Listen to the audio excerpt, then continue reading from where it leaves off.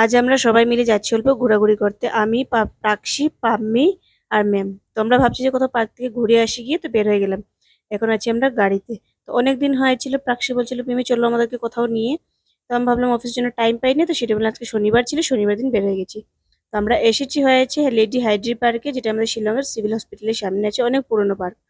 তারপর আমরা সবাই চলে আসলাম, এসে টিকিটও নিয়ে নিলাম, টিকিট নিয়ে এখন এন্ট্রি করছি।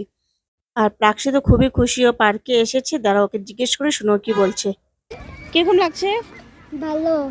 ভালো। হুম। সবাইকে বলো তো আমরা পার্কে এসেছি যে। আমরাও পার্কে এসেছি। খুশি? হুম।